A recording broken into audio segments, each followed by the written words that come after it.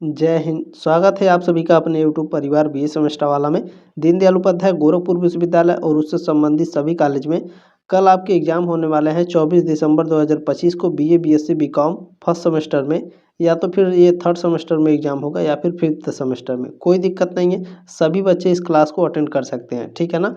अच्छा, ये आपका 2024-25 सत्र का क्वेश्चन पेपर है पिछले साल का, ठीक है ना। ये क्लियर हो गया। पेपर कोड क्या है? SE1SAN, ठीक है, SE1SAN क्लियर हो गया। चले क्लास को स्टार्ट करते हैं।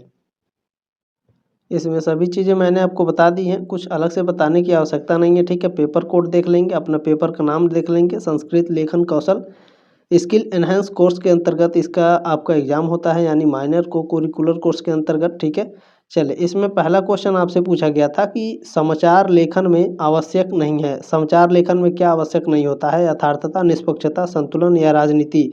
तो राजनीति आपका आवश्यक नहीं होता है समाचार लेखन में, ठीक है ना। डी ऑप्शन राइट है क्वेश्चन नंबर पहले का। बाकी यथार्थता, निष्पक्षता और संतुलन ये समाचार लेखन में आवश्यक होते हैं, ठीक है।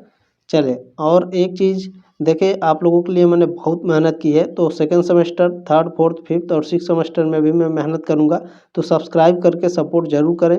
नेक्स्ट जब आप पढ़ेंगे नेक्स्ट सेमेस्टर में, तो भी मैं आपको क्वेश्चन पेपर प्रोवाइड करा दूंगा, सारे सब्जेक्ट की और माइनर का भी, ठीक है। तो चिंता नहीं करना है, बीए सेमेस्टर वाला आपके साथ है। नेक्स्ट क्वेश्चन है, समाचार लेखन में प्रयोग नहीं करना चाहिए। समाचार लेखन में देखिए, सरल भाषा का प्रयोग करना चाहिए, संक्षिप्त विषय वस्तु का प्रयोग करना चाहिए, अपरिचित शब्दावली का प्रयोग नहीं करना चाहिए समाचार पत्र लेखन में, ठीक है ना।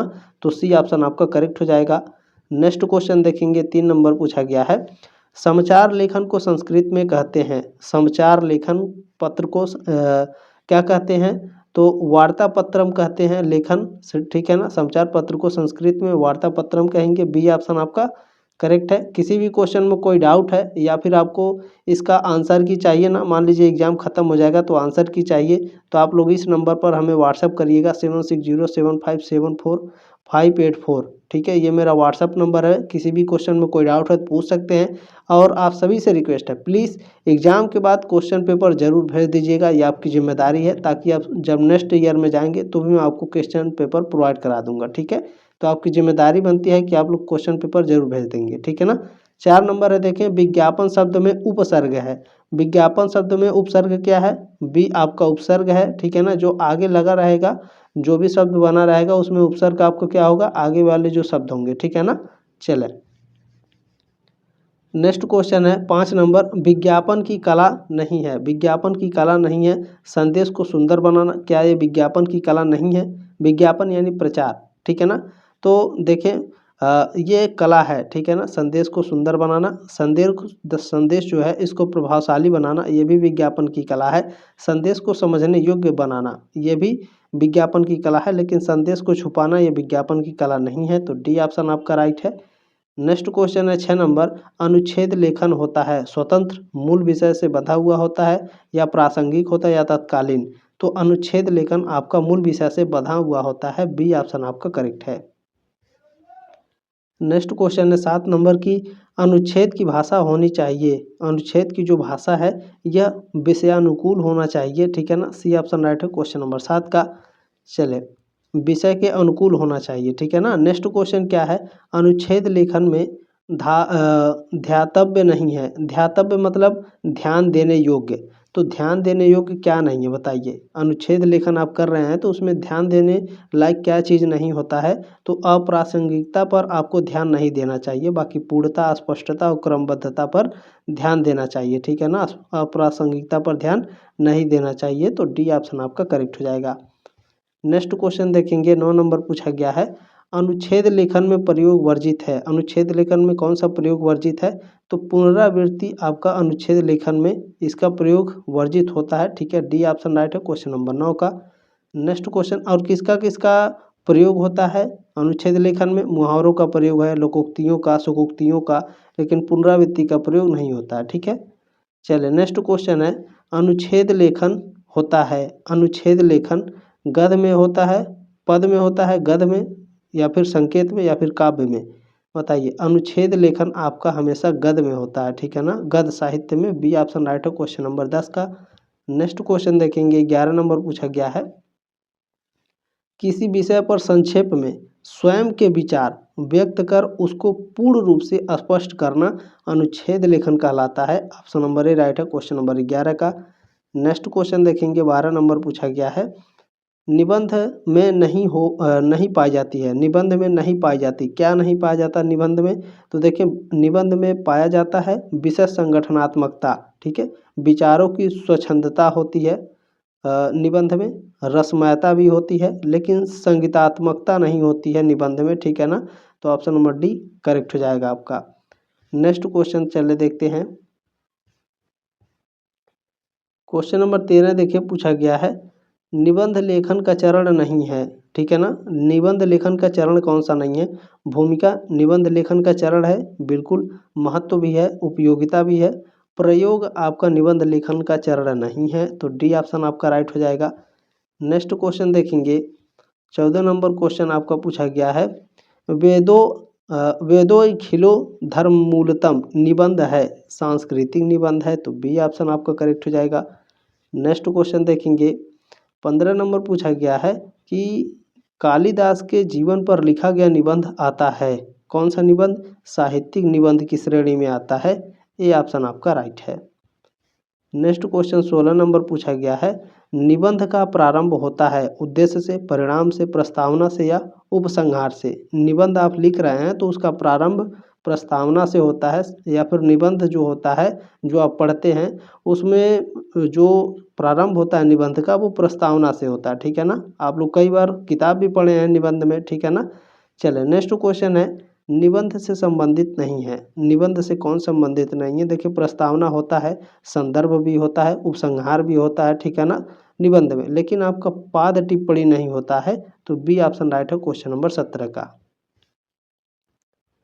चलिए नेक्स्ट क्वेश्चन 18 नंबर पूछा गया है, निबंध विधा है। निबंध विधा क्या है बताइए?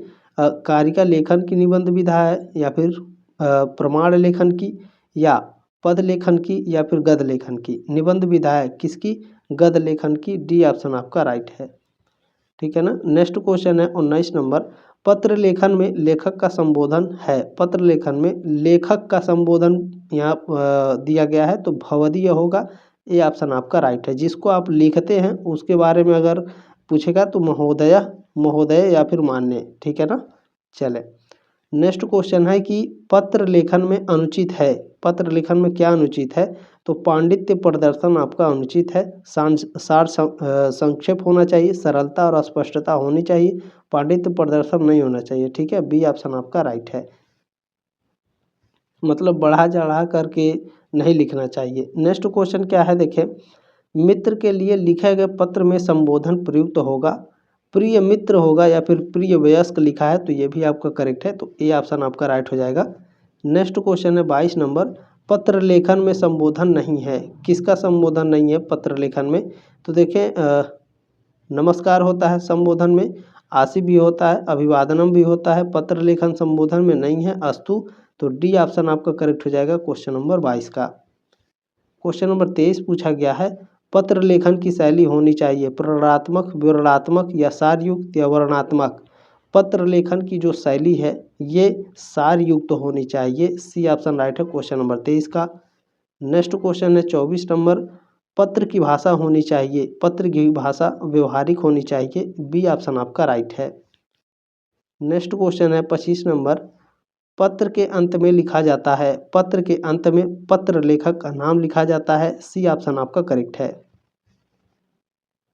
नेक्स्ट क्वेश्चन पूछा है, पत्र में दाहिनी ओर ऊपर लिखा जाता है, जो पत्र होता है दाहिनी ओर ऊपर में क्या लिखा जाएगा? स्थान एवं तिथि लिखा जाता है, ठीक है ना, पता एवं तिथि यानी पता और दिनांक, ठीक है। क्लियर हो गया, ऑप्शन नंबर ही राइट है क्वेश्चन नंबर 26 का। अगला क्वेश्चन देखेंगे 27 नंबर पूछा गया है, निबंध में प्रयुक्त धातु है। निबंध में कौन सी धातु है? निबंध में बंध धातु है, सी ऑप्शन राइट है क्वेश्चन नंबर 27 का। 28 नंबर प्रश्न देखेंगे, चलिए 28 नंबर प्रश्न है, तिथिवाचक शब्द संस्कृत में होते हैं। तिथिवाचक शब्द संस्कृत में स्त्रीलिंग होते हैं, बी ऑप्शन आपका राइट है। चलिए अगला प्रश्न है, देखिए पूछा गया है तनिक प्रत्यायांत शब्द अधिकांशतः होता है, तो ये अधिकतम देखेंगे तो ये स्त्रीलिंग ही होता है, ठीक है ना। बी ऑप्शन राइट है क्वेश्चन नंबर 29 का। प्रश्न नंबर 30 देखें, पूछा गया है सेवा में के लिए प्रयुक्त संस्कृत शब्द है। जैसे आप लिखते हैं ना एप्लीकेशन, एप्लीकेशन में सेवा लिखते हैं ना, सेवा में, तो ये पूछ रहा है संस्कृत में उसका नाम क्या है, सेवायाम, ठीक है। बी ऑप्शन आपका करेक्ट हो जाएगा क्वेश्चन नंबर 30 का। क्वेश्चन नंबर 31 देखें, पूछा गया है संस्कृत में अभिवादन हेतु शब्द प्रयोग किया जाता है। संस्कृत में नमस्ते, नमो नमः, सॉरी, हाँ ठीक है, प्रणाम, तो उपयुक्त सभी हो जाएगा। डी ऑप्शन राइट है क्वेश्चन नंबर 31 का, ठीक है ना।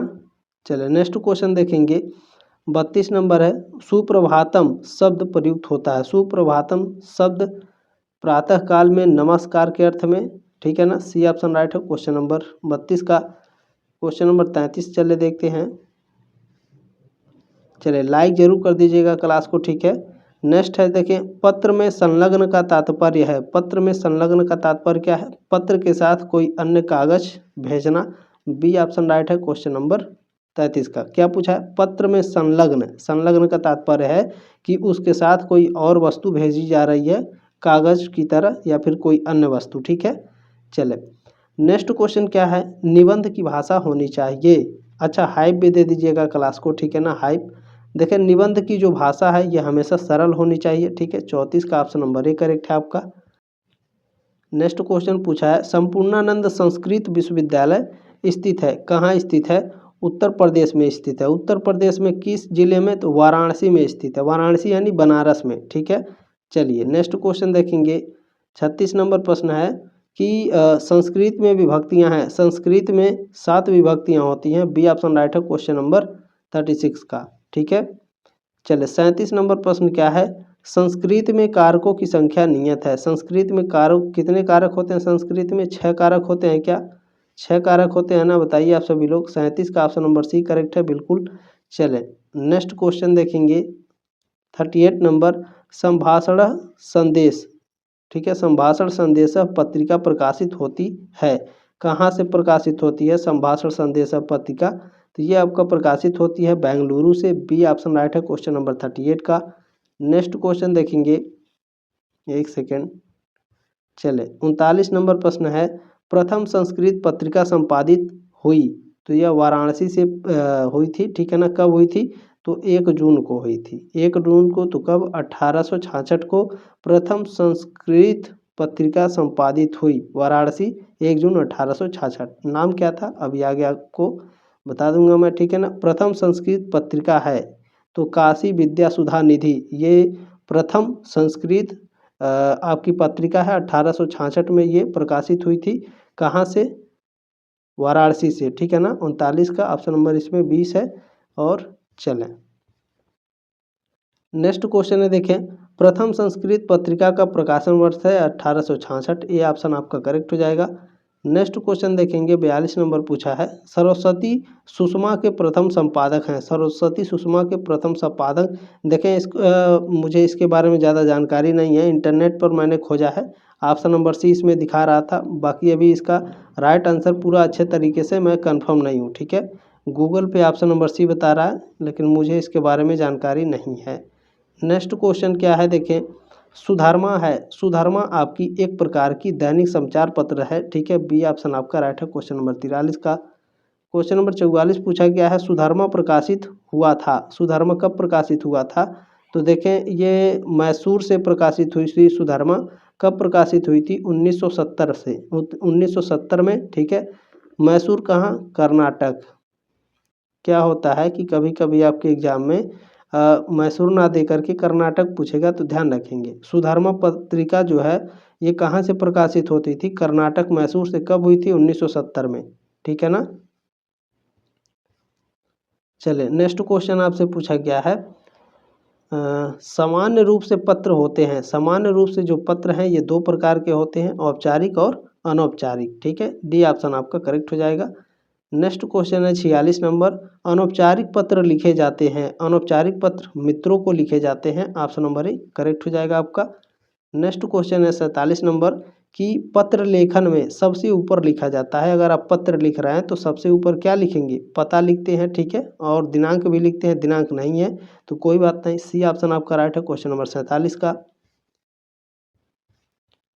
प्रश्न नंबर 48 देखें, चिरंजीवी भव लिखते हैं। अगर आपके पापा आपको पत्र लिखते हैं तो क्या लिखेंगे, चिरंजीवी भव, ठीक है, तो आपके पापा लिखेंगे तो यानी पुत्र को, ठीक है, बी ऑप्शन आपका करेक्ट है। नेक्स्ट क्वेश्चन, पूज्या, पूज्या अनुजा को संबोधन नहीं होगा। पूज्या, ठीक है, अनुजा को संबोधन नहीं होगा।